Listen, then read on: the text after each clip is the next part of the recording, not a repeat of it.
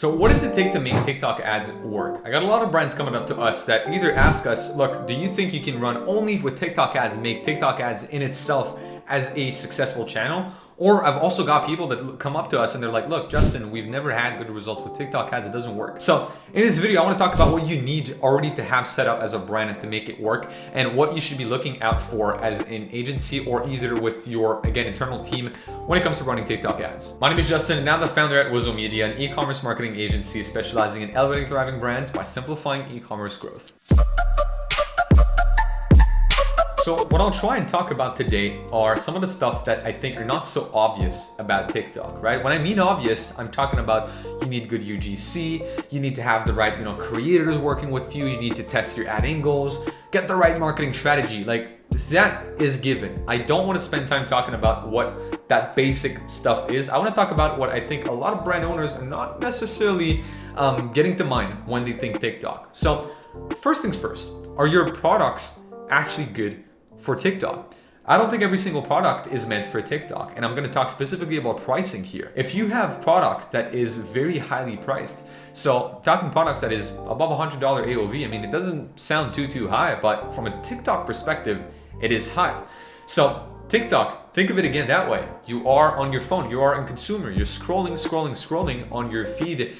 Are you really in the mindset to make a commitment and buy something that is quite expensive, right? Here's the thing. If I was scrolling on my feed, I come up across an item that is, let's just say $10 to $20. Chances are it's a no-brainer, right? If the product is good, if the advertising is good, I'll probably buy it in a heartbeat, given that the website is fast, etc. But if that product is highly priced and it stings a little bit for me as a consumer to buy it, it might be slightly out of my budget or slightly out of my comfort zone, right? I'm used to spend maybe $40, $50 in clothing, and then oops, you're presenting me with an $80, $100 piece of clothing. Am I really gonna wanna buy it from you right now on TikTok? Probably not, which is why TikTok is gonna become a better top of funnel or awareness channel. And I highly recommend you actually run TikTok ads, but in that case, just use them for traffic or use them for more top of funnel events, right? Optimize for add to cart as an example, and then you might want to combine that with Facebook or Google. So with that said, pricing is very important on TikTok. You need to have a lower AOV offer for TikTok. So craft an offer and have a product that is meant to get people through the door, specifically with TikTok. We notice that lower AOV products and offers work much better on there. And now the second kind of point to that first point is just product type in itself. We've noticed through time that child clothing is not necessarily that good or that highly performing on TikTok, and fashion in general is not necessarily the best. For some reason, it's just not performing that good. Like it's all right. It's doing, the brand would need to have a very strong USP to make it work. The thing is with Facebook, that's already the case, right? Even in the past, like we have worked with a lot of fashion brands in the past. I don't know why, we're not a fashion only agencies.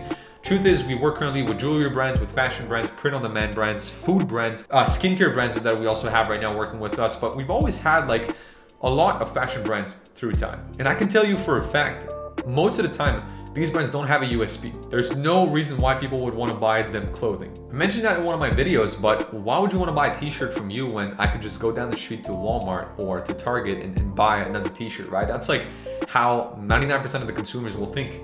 So they're going to want to come to you because you have something unique to offer or you're positioning it in a unique way. Let me give you some examples of that. Cuts. I'm wearing a Cuts t-shirt right now. Actually, literally most of my wardrobe is Cuts. I love that brand to death.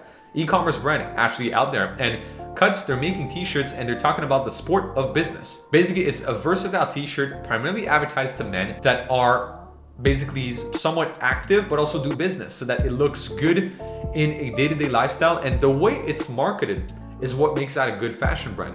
Now the product in itself, don't get me wrong, it's amazing, it's soft, it's good. It's like, to me so far, all these t-shirts have retained their size. Again, product in itself is very good, but that's a given. Most fashion brands, you at least want to have somewhat of a high quality product.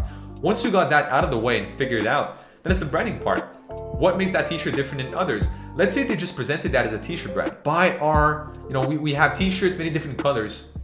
Okay, who cares? That other brand also has many different colors.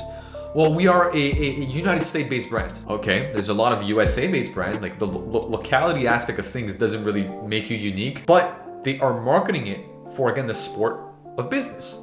So those are active individuals that usually either own businesses or someone are freelancing, work from home, and do like a lot of back and forth between, you know, the gym, the office. It's great. It's the way it's positioned that makes it good. Again, it's not the product itself, because again, don't get me wrong, they have a good product, but I think that should be a given for an e-com brand. So I'll get back to TikTok right now. Is if you have a fashion brand, you need to have something unique about your fashion brand to make it work. Like one of our e-commerce brands, an example from the UK, they are a 70s fashion brand. They sell clothing specifically for people that like the 70s style, and they brand themselves talking about 70s music, about the Beatles, etc. So it's a very unique positioning. It's not like any type of day-to-day clothing that you could buy at the store right down to your house, right? There's not a lot of brands offering that style of clothing. So very, very good to do so. And last example to that is we also had a brand that made clothing and gear for jiu-jitsu brand. That means clothing for people that practice jiu-jitsu. So with that being said, how many people actually do jiu-jitsu in the States?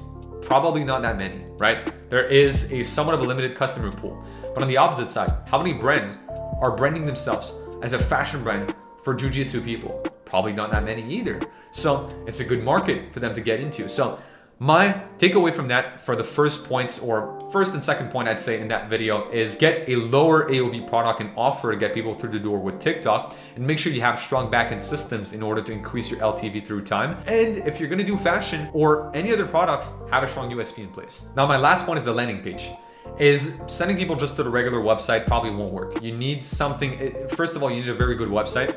A lot of brands that are gonna listen to this probably don't have a good website. You think you do, you don't. You might have a good conversion rate, doesn't mean you have a good website.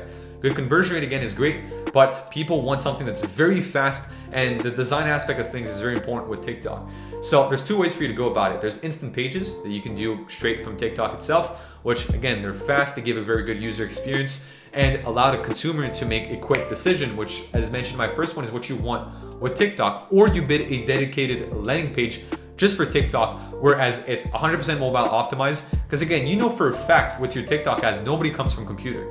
You eliminate that whole medium entirely, right? Even now, I'm looking into Google and Facebook ads for most of our clients. It's about 70% that comes from mobile, right? 70% of the sales and traffic.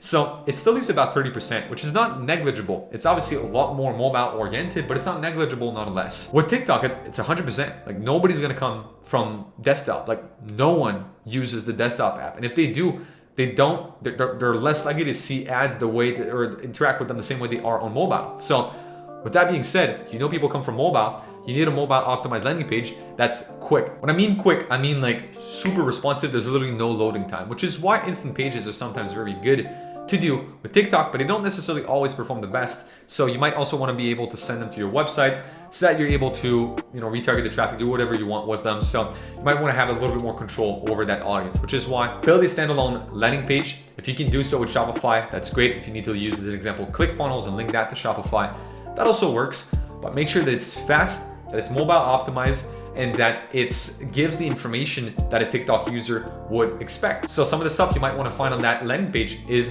UGC-based testimonials, right? That people can potentially slide through. There's like somewhat of a carousel I've seen at some point in one of those websites, which I thought looked amazing. Unfortunately, I can't recall the brand name exactly, but there was this brand that had a carousel of UGC videos on their website, and that was a TikTok-based lender. So people came from TikTok, they're already watching TikTok-style videos, and you're giving them more TikTok-style videos in the testimonial section of your product page if ever they go and scroll down to that page to read more about that. So like you're reinforcing the buying decision through showing them content that appeals to their current mindset and state. Now, if you're watching this video and you want to be one of the first to know about these upcoming YouTube marketing tips videos, get exclusive access to free content that only the group members have, and last but not least, ask any questions that you want to myself, and I'll be personally responding back to every single one of you. Join our free Facebook group in the description down below. So click the link, fill out the very small questionnaire before joining the group, and we'll be seeing you on the other side. And now if you're watching this video and you're making at least $50,000 per month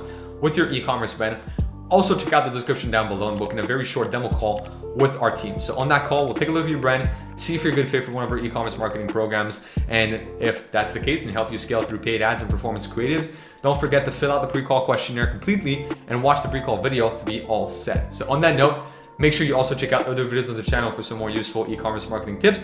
I'll see you guys in the next video. Cheers.